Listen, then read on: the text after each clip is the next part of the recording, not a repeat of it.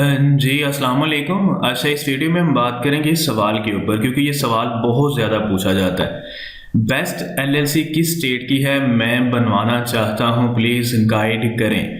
इसके ऊपर मैंने पहले भी वीडियो बनाई है, लेकिन उसके बावजूद ये एक सवाल बहुत ज़्यादा पूछा जाता है, इसलिए मैं इसके ऊपर एक और वीडियो बना रहा हूँ। ठीक है, काफ़ी हेल्प होगी आपकी अगर आप ये वीडियो कंप्लीट देखते हैं तो। रिलेटेड टू एलएलसी आपका सवाल ये क्लियर हो जाएगा कि स्टेट की एलएलसी बनवानी चाहिए। देखिए, एलएलसी ओपन करने से पहले हमें देखना होता है कि हमारा बिजनेस मॉडल कौन सा है, मतलब हम क्या करना चाहते हैं। उसके बाद हमने ये देखना होता है कि जिस स्टेट की एलएलसी हम बनवा रहे हैं उसकी रीन्यूअल फी कितनी है। फिर उसके बाद ये भी देखा जाता है कि जिस स्टेट की हम एलएलसी बनवा रहे हैं वहाँ पे एड्रेस हमें यूनिक मिल रहा है कि नहीं मिल रहा, ये भी चीज़ देखी जाती है।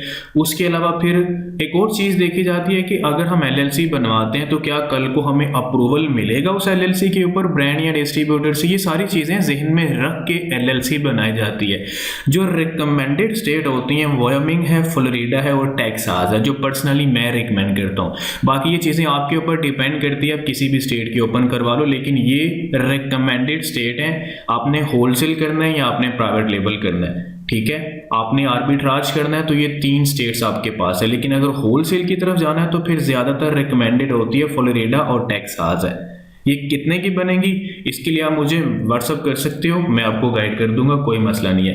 इनकी रीन्यूअल और यहाँ पे रजिस्टर्ड एजेंट हमें मिलता है और उसका यूनिक एड्रेस भी होता है। बहुत सारे ऐसे लोग होते हैं जो आपको, मतलब जब आप किसी से एलएलसी बनवाते हो आपको गाइड नहीं करते सही तरह से। आपने कहा एलएलसी बनवानी है एक स्टेट की, वो कहते हैं ठीक है क्लाइंट है, मुर्गा है, चलो हलाल करते हैं, वो बनाना शुरू कर देते हैं और बाद में आपको एड्रेस शेयर दे देते हैं। ये सारी चीज़ें एग्जिस्ट करती हैं, आपको ये मानना पड़ेगा। आप में से बड़े ऐसे लोग हैं जिनके साथ हाथ हुआ भी होगा।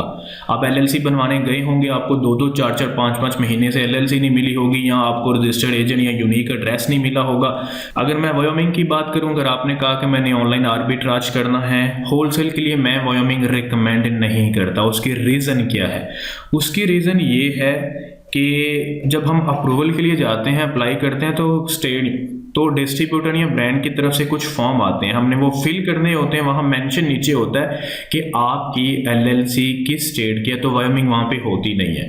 बहुत सारी ऐसी स्टेट्स हैं जैसे कैलिफोर्निया है, $800 रीन्यूअल है, Delaware sale tax free state है, मैं रिकमेंड नहीं करता। सेल टैक्स फ्री स्टेट में एलएलसी क्यों नहीं ओपन करते, इसके ऊपर मैंने वीडियो बनाई हुई है, बड़ी डिटेल से बनाई हुई है, क्योंकि वहाँ पे सेलर परमिट आपको मिलता नहीं है और होलसेल के अंदर आपको सेलर परमिट चाहिए होता है। अगर आपने होलसेल का बिजनेस करना है तो सेल टैक्स फ्री स्टेट के अंदर कभी भी एलएलसी आपने ओपन नहीं करनी। ठीक हो गया। न्यूयॉर्क हम रेकमेंड नहीं करते क्योंकि उसकी भी रीन्यूअल फी बहुत ज्यादा है। और बेसिकली जो हम रेकमेंड करते हैं, पर्सनली जो मैं रिकमेंड करता हूं, वायोमिंग है। अगर आपने आर्बिट्राज का बिजनेस करना है या प्राइवेट लेबल केस में जाना चाहते हो तो वायोमिंग आप ओपन करवा लें। और उसके अलावा अगर आप होलसेल का काम करना चाहते हो, टेक्सास या फ्लोरिडा का आप ओपन करवाएं और ये आपकी एलएलसी प्राइवेट लेवल में भी यूज होगी। देखें, किसी भी स्टेट की तीनों में से बना लो, वो आर्बिट्राज के लिए भी यूज होगी, होलसेल के लिए भी यूज होगी, प्राइवेट लेबल के लिए भी यूज होगी, और उसके बाद आपके पास जो ड्रॉप शिपिंग है उसमें भी यूज होगी। ड्रॉप शिपिंग तो खैर मैं रिकमेंड करता ही नहीं हूँ कि आप करो, क्योंकि अकाउंट बड़े से स्पेंड होते हैं, लेकिन हर किसी के बजट के ऊपर डिपेंड करता है। बट ये है कि ये तीनों ही बेस्ट हैं और तीनों का बजट डिफरेंट, तो इसलिए अब आपके ऊपर डिपेंड करता है कि आपने बिजनेस कौन सा करना है। अगर आप होलसेल का बिजनेस करना चाहते हो तो फिर टेक्सास या फ्लोरिडा है। अगर आप प्राइवेट लेवल का करना चाहते हो तो फिर टेक्सास है, फ्लोरिडा है और वायोमिंग है, तीनों में से कोई भी बनवा लें। ठीक है।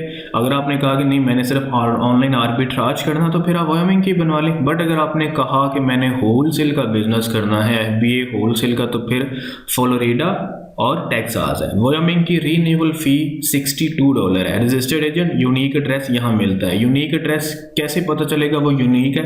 क्योंकि रजिस्टर्ड एजेंट की लॉगिन डिटेल आपको दी जाती है, वहाँ पे आपके डॉक्यूमेंट्स अपलोड होते हैं, वहाँ से आप डाउनलोड कर सकते हो। ठीक है। जो शेयर एड्रेस होता है उसमें ये सब कुछ नहीं होता। और अगर हम फ्लोरिडा की बात करें तो उसकी रीन्यूअल फी $138 है। ठीक है। और यहाँ पे भी रजिस्टर्ड एजेंट और यूनिक एड्रेस आपको मिलेगा। उसके बाद अगर हम बात करें टेक्सास की तो उसकी रीन्यूअल फी जो है वो $0 है।